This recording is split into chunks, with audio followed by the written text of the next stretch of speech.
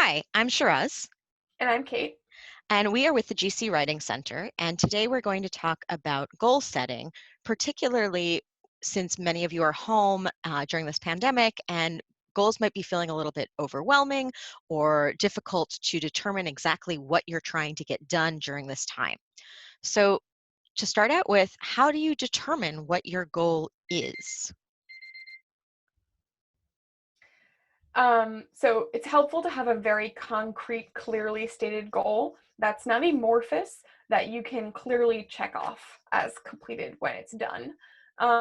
So something like write a chapter, write this chapter, or write this paper.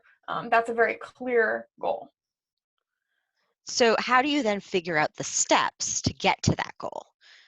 Yeah, so there's a lot that's involved in completing a paper, but you want to break a big goal down into small, easily manageable parts. So one such part might be finishing a section, or writing bibliography, or taking notes about a reading or a study. And when you put all of those clear, manageable, smaller goals together, then you've completed the overall goal.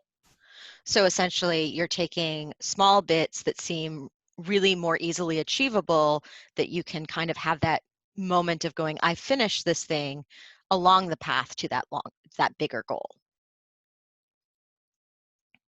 Exactly, and it keeps the positive momentum going and it keeps you on track. How do you use like your daily habits to keep you on track to complete a project? How do you know that you're getting to where you need to go on a daily basis? So the first thing that you really want to sort of be aware of is to know what works for you. And sometimes that takes some trial and error of trying different ways of setting up those habits. Maybe you already have a habit that works, but circumstances have made it so that that isn't the ideal right now. So you have to kind of reevaluate that sometimes. But for some people, they prefer to work in sections or in a specific amount of time or a number of words in a particular writing session. I tend to use a particular number of words in my early drafting phase and then a particular section in the revision part of the writing time. But it really becomes about noticing what works for you overall and trying to build that in. So as you work out these manageable, achievable, concrete steps, thinking about, okay, I work like this when I'm doing reading. I have to write about it at the same time, or it's easier for me to go read here and then write about it later after I've thought about it. How do you keep track of things to know like when you've met your goals? How do you keep track of your goals? So there's a few different ways.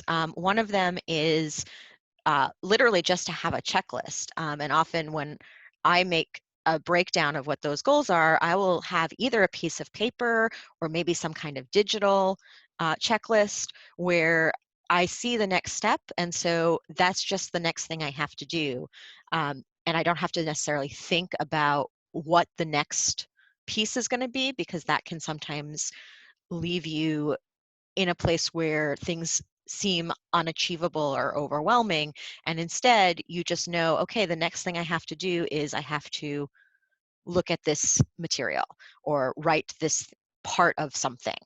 Um, so sometimes that can be just a checklist, or maybe you have a specific deadline, in which case you want to transfer that to kind of a calendar setting. I need to have achieved this by this date. It can also help to like have built-in accountability.